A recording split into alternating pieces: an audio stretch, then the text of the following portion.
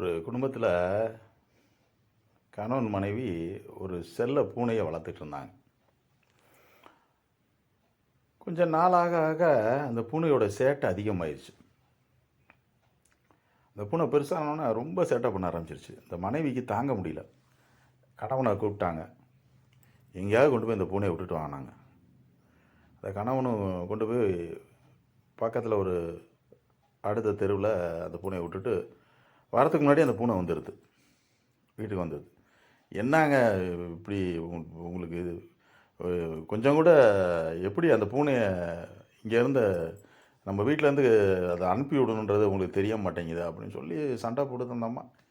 இது கூட உங்களுக்கு தெரியலையே அப்படிங்குது. அவர் என்ன பண்ணார், ஒரு பக்கத்து தெருவில் கொண்டு போய் விட்டவர் கொஞ்சம் ஒரு 10 கிலோமீட்டர் தள்ளி கொண்டு போய் விட்டார். அப்புறமே பார்த்தீங்கன்னா இவர் வீட்டுக்கு வரதுக்கு முன்னாடி அந்த பூனை வந்துடுது. ஒன்றும் அவரால் எதுவுமே செய்ய முடியல. அப்புறம் என்ன பண்ணார், காரில் அந்த பூனை ஏற்றிக்கிட்டு ரொம்ப தூரம் வழியே தெரியல வளைஞ்சி வளைஞ்சி வளைஞ்சி போகிறார். ஒரு காட்டு பகுதிக்கு போகிறார். போய் பக்கத்து ஊரில் கொண்டு போய் அந்த பூனையை விட்டுறாரு. விட்டுட்டு அந்த நபர் மனைவிட்ட ஃபோன் பண்ணுறாரு. ஏன்னா இப்போ பூனை வந்துருச்சா அப்படின்றாரு.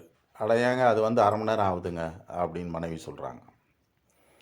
ஒரு காரியம் பண்ணு, அந்த பூனைகிட்ட உன் ஃபோனை காட்டு, அதான் இங்கே அமுச்சு விடு, ஏன்னா எனக்கு வழி தெரியல வரதுக்கு அப்படின்னாரு. பாருங்கள், நம்ம ஆகாதவங்கன்னு நினைக்கிறோம், அவங்க தான் உதவுவாங்க. அதான் இந்த சம்பவம் உணர்த்துது. அந்த பூனை அவர் வேணான்னு சொல்லி திரத்தி பார்த்தாலும் அந்த பூனை துணை இருந்தால் தான் அவருக்கு வீட்டுக்கே போக முடியும் போல இருக்குது. அந்த மாதிரி சுச்சுவேஷனுக்கு வந்துட்டார். அதனால் யாரையும் நம்ம ஒதுக்கி தள்ளக்கூடாதுங்க. அதை தான் இந்த சம்பவம் உணர்த்துதுங்க.